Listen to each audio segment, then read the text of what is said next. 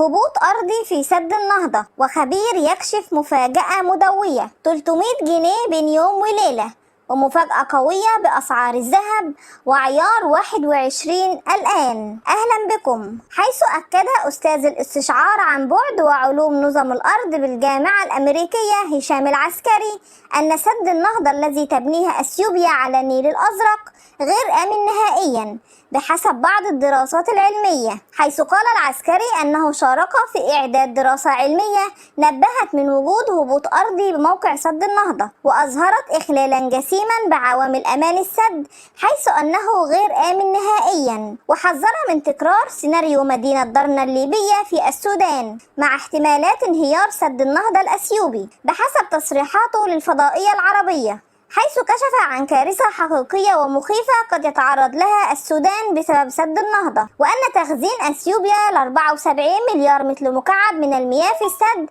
وهي كمية ضخمة وكبيرة جدا ستؤدي لكارثة تفتك بشعوب المنطقة وبمقدار 150 مليون مواطن، وهم سكان مصر والسودان وأثيوبيا بحسب تصريحاته، حيث أكد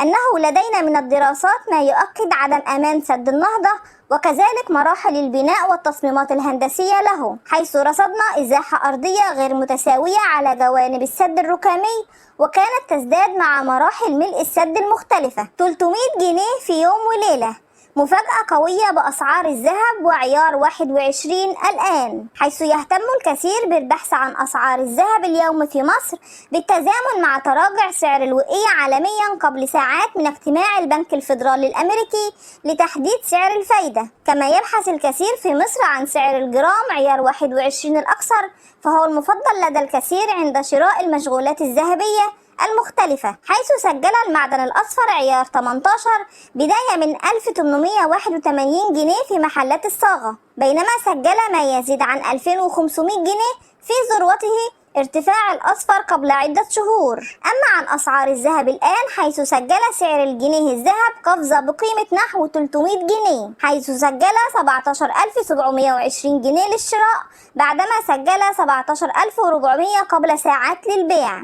بفارق نحو 300 جنيه، فيما سجل نحو 18200 جنيه قبل أيام، حيث يزن كل جنيه 8 جرامات من عيار 24، حيث أن سعر عيار 24 اليوم الأربعاء 2531 جنيه، وسعر الجرام عيار 21 اليوم 2215 جنيه للشراء، وسجل سعر جرام الذهب عيار 18 1894 جنيه للشراء، وعيار 14 سجل 1899 جنيه للشراء، وبلغ سعر الجنيه اليوم الأربعاء 24 للبيع 17560 جنيه، حيث تنتظر أسعار الذهب في مصر الفترة المقبلة قرارا حكوميا بشأن مبادرة زيرو جمارك الخاصة بواردات المعدن النفيس مع المصريين بالخارج، حيث أنه من المقرر أن تنتهي المبادرة في شهر أكتوبر المقبل، وتقدمت وزارة التموين بطلب إلى الحكومة لتمدها 6 أشهر إضافية.